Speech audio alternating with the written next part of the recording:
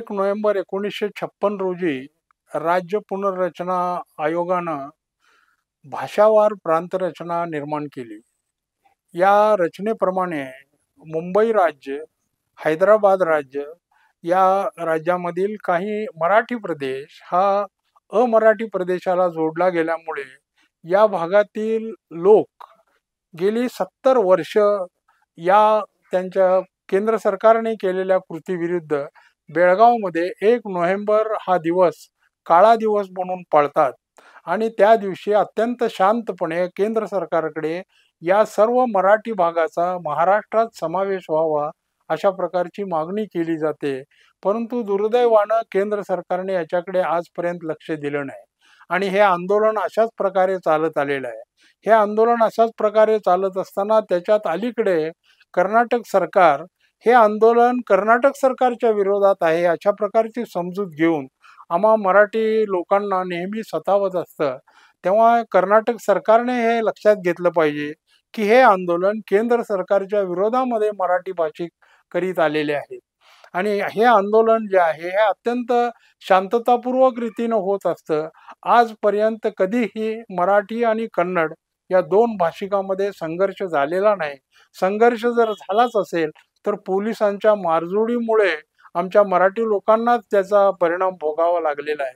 तेव्हा केंद्र सरकारला आणि सर्वोच्च न्यायालयाला आमची विनंती आहे की हा जो प्रश्न आहे हा न्याय दृष्टिकोनातून सोडवला गेला पाहिजे.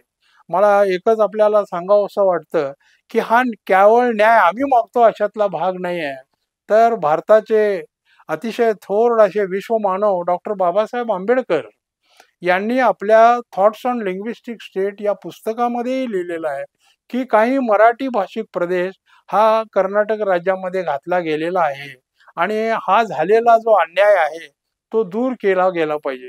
आणि हा अन्याय कोणावर झालेला आहे याची यादी डॉक्टर बाबासाहेब आंबेडकरांनी दिलेली आहे. माझी केंद्र सरकार आणि सर्वोच्च न्यायालयाला विनंती आहे की डॉक्टर बाबासाहेब आंबेडकर सारख्या ज्येष्ठ माणसांना सांगितलेली गोष्ट आपण ध्यानात घ्यावी आणि त्यांनी जे सांगितलेलं आहे त्याप्रमाणे आम्हा मराठी माणसांना न्याय द्यावा इतकीच यावेळी मी त्यांना विनंती करतो.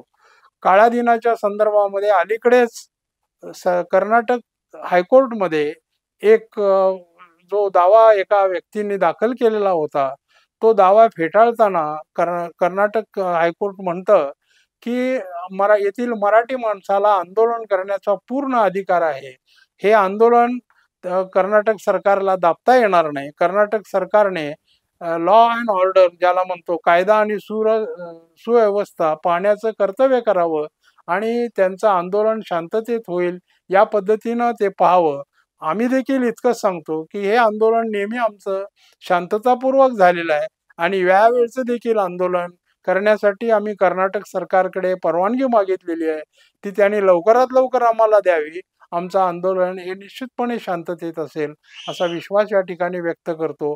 पुन्हा एकदा त्यांना विनंती करतोय आम्ही की केंद्र सरकार विरुद्ध असलेलं हे आंदोलन आपल्या विरुद्ध आहे अशा प्रकारची समजूत करून कुणीही गैरसमज करून घेऊ नये ही त्यांना मी महाराष्ट्र एकीकरण समितीच्या वतीनं विनंती करतो.